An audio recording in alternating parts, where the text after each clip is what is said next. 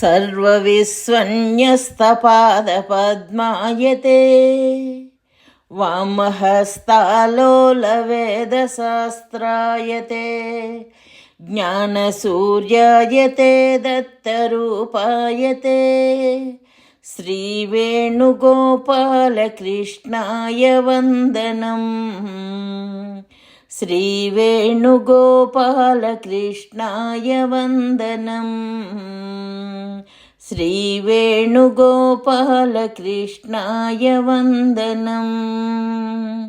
శ్రీ దత్తస్వామి వారి దివ్య సందేశము. విశేష జ్ఞానము కలది బ్రహ్మము మాత్రమే. 2వ భాగము. కనుక ఈ సమస్యకు పరిష్కారమేమి? జగత్తులోనికి బ్రహ్మము దూరి తాను బయటపడక దాగియుండి తన యొక్క జ్ఞానానంద ప్రేమలను నీకు అందించవలను.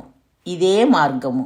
అనగా తన మాయాశక్తి చేత మాయారూపమైన నీ వంటి ఒక మానవ రూపమున ప్రవేశించి తాను బయటపడక ఆ మానవ రూపము ద్వారా జ్ఞానానంద ప్రేమలను నీకు అందించవలేను.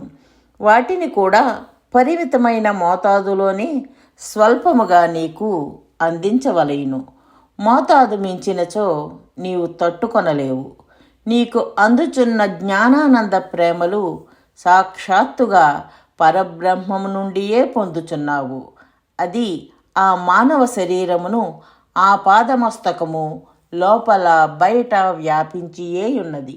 కావున పరబ్రహ్మమే సాక్షాత్తుగా ఆ మానవ రూపము ద్వారా నీ అనుభవములోనికి వచ్చి నీకు పూర్ణ బ్రహ్మజ్ఞానమునే కలిగించుచున్నది. నీవు అదృశ్యము కాకుండా రక్షించుకొనుచు నీకు పూర్ణముగా అందివచ్చుటకు ఇంతకన్నా వేరు మార్గము లేదు. అనంతమైన జ్ఞానానంద ప్రేమలతోనున్న ఆ మూల స్వరూపము చర్మ చక్షువులకు గోచరించినచో ఆ శక్తికి నీవు అదృశ్యమైపోవుదువు. ఆ మూల స్వరూపము కేవలము నీ జ్ఞాన నేత్రముల యొక్క దివ్య దృష్టికి మాత్రమే గోచరించును. ఆ బ్రహ్మానుగ్రహము వలన మాత్రమే ఈ దివ్య దర్శనము గోచరించును. అట్టి మూలరూపము నీకు దర్శన, స్పర్శన, సంభాషణాయోగ్యము కాదు. జగదేక వీరుడగు అర్జునుడే దానికి గడగడా వణకిపోయి మరలా నరరూపమునకే రమ్మని యాచించినాడు. అదృష్టపూర్వం హృషితోస్మి దృష్ట్వా భయేన చ ప్రవ్యధితం మనో మే తదేవ మే దర్శయ దేవరూపం ప్రసీద దేవేశ జగన్నివాస. కిరీటినం గదినం చక్రహస్తమిచ్ఛామి త్వాం ద్రష్టుమహం తథైవ తేనైవ రూపేణ చతుర్భుజేన సహస్రబాహో భవ విశ్వమూర్తే. గత 1000 జన్మల నుండి నరనారాయణ నిత్య సహచర్యముతో నారాయణుని సేవించిన నర ఋషియే అట్లు బెదిరిపోయినచో సామాన్యుడు దానిని దర్శించుట ఎంత అసాధ్యమో తెలియవలను. ఇన్ని జన్మల సేవాఫలము కావలయును. అయితే అట్టి దర్శనము వలన ప్రయోజనము లేదు.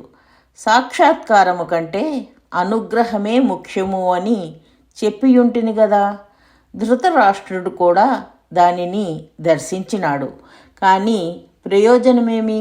కావలసినది దర్శనము కాదు, అనుగ్రహము. రాధకు అట్టి దర్శనము ఇయ్యలేదు. హనుమంతునకు అట్టి దర్శనము కలుగలేదు.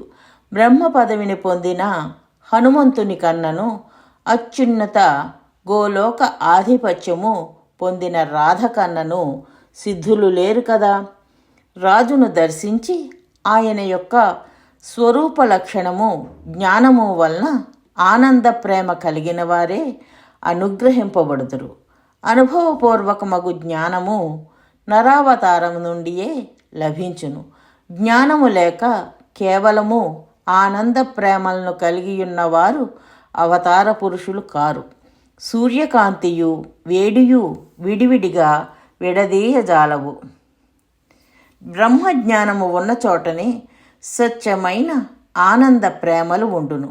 ఆ విశేషమైన బ్రహ్మజ్ఞానము వేద శాస్త్ర తర్కములచే సమర్థించబడియే అవతార పురుషుని నోటి నుండి వెలువడును.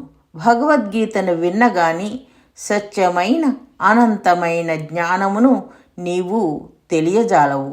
కృష్ణుడు లేనిచో భగవద్గీత ఎట్లు వచ్చును?